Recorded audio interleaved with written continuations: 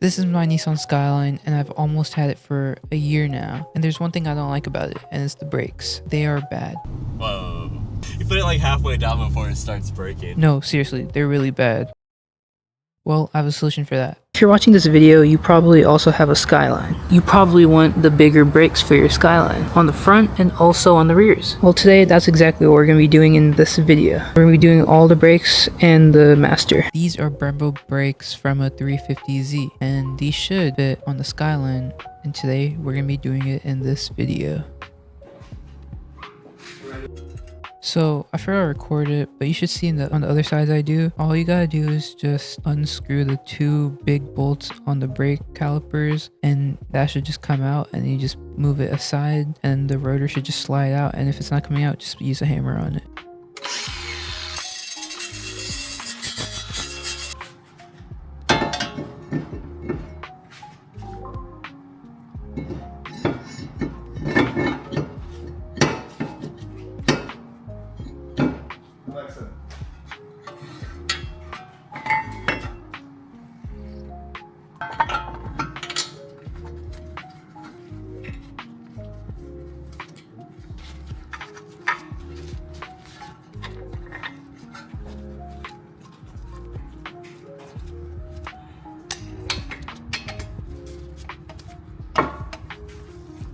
Another thing I forgot to record for this specific caliper was the brake lines. So I ordered brand new brake lines, but the fronts I didn't have to use because the OEM works, and all you have to do is just get 350Z Brembo banjo bolts, and that will work. It will not work with the OEM R34 Skyline banjo bolt, you know? But yeah, I just got one from GK Tech and that worked pretty well.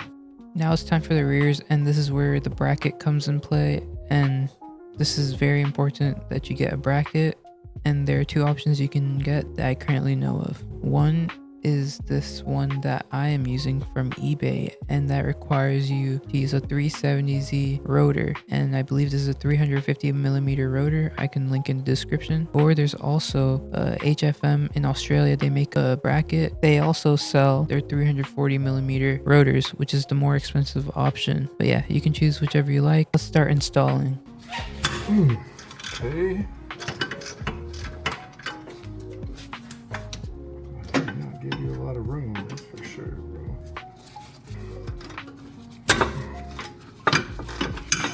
Alright, you can come back over here.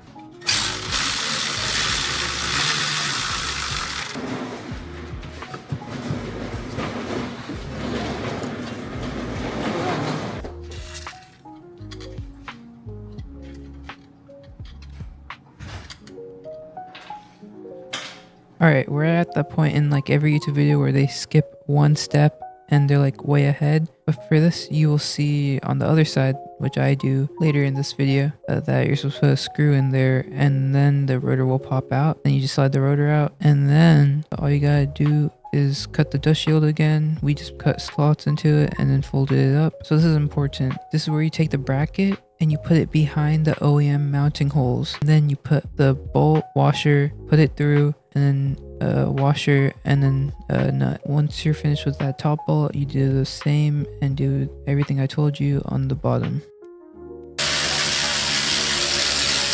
It works? Yeah. Nice. Alright, another yap session. So after you do the bracket, you put the new rotor on, and then you put the caliper on. But this is where it's different. Alright, so here's a little diagram I made. So here's the bracket and here's the rotor. These are the bolts we've put in already. This is where the bolt is, and then the washer, and the nut. Same over here. This is where the bolt, washer, nut, alter the bracket. And there's two holes here. These are for the calipers. Here we mount the caliper on, and it has the mounting tab sticking out. So we bring the bracket closer, and then we take our bolt. There's a washer right here, bolt, washer, and then there is a spacer, and then it just threads into the caliper. So it just goes in, and even down here, bolt, washer, spacer, and bolts into the caliper. Thank God. Heck yeah, bro.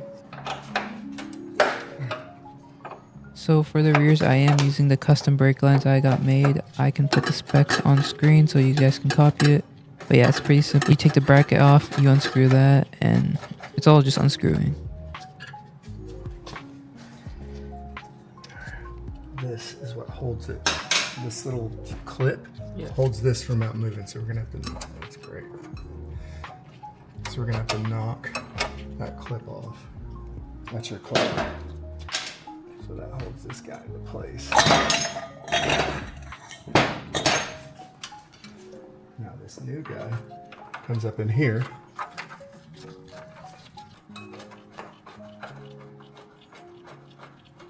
Oh, nice. It works? Cool. If anyone's asking with the new custom brake lines, it just screws into the caliper.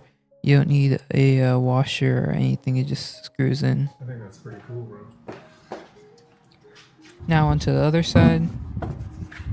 So remember, you take the two brake caliper bolts off. They are smaller than the front that you've done, but these should easily come out. I'm using an impact wrench to make it go faster, but you can use your hand. But you just slide it out and put the old caliper to the side. And this is the bolt I was talking about before. You just screw it in there and it should help you pop the rotors out just like that. It's stuck on there on the inside.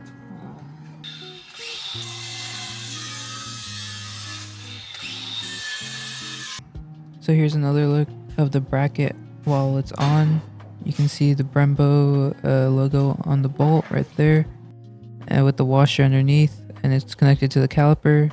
You can see the spacer on the caliper as well. And if we go up here, you can see the nut, washer, the bolt. Here's another view of the brake line going in, and then you can see the new brake line connected to there.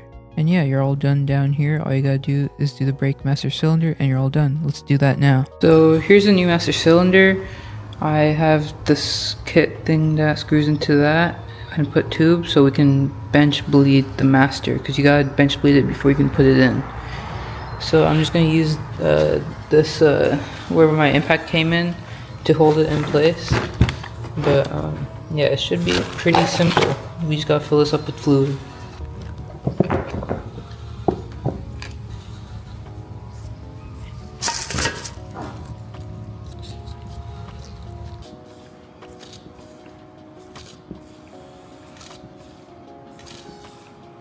Alright, I have to take a break from the new master bench bleeding, so let's take this master off.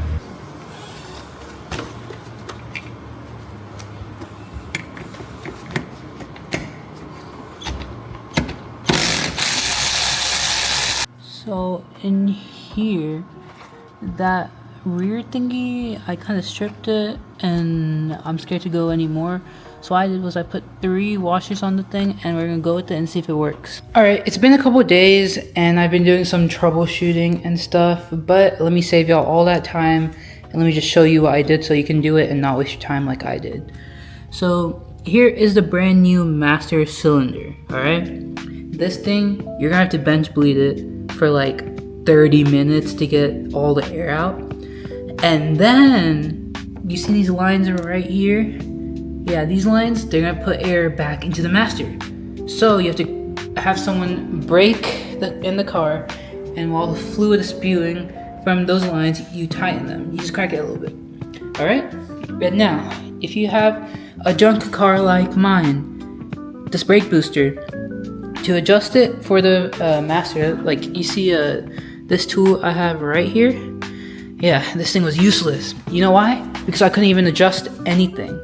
So what I did was I put 3 washers, but when I actually finished doing everything, I had to press down a lot, then it would break, and that just feels like how it was before.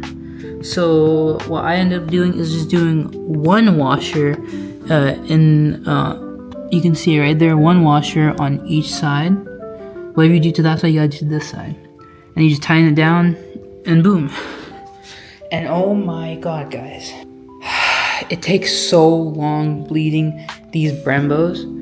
So for starters, in the rears, what I found was best was starting from the outside and then doing the inside. But for the fronts, you should do the inside and then the outside. This is probably the most hardest job I've ever done, and if I do the manual swap and I have less problems, I don't know what I'm gonna do, but yeah. So there's a connector in here. I don't have any lights, I have it unplugged, but I think I'm gonna have someone wire this and just plug it in just to be safe. And if it's your first time having big brakes, do not worry about it like I was.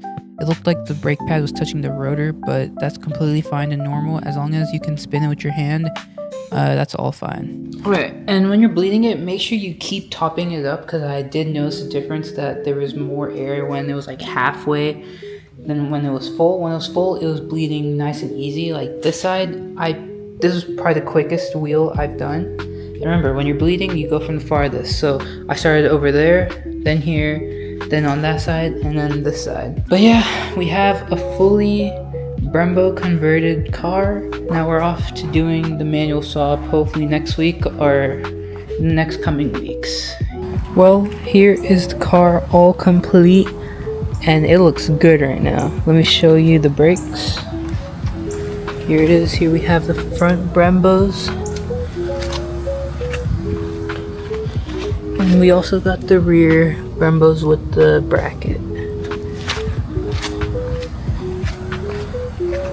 That looks really good. Let's go over to the other side. Here's that. And here's this. Yeah, we can jump out.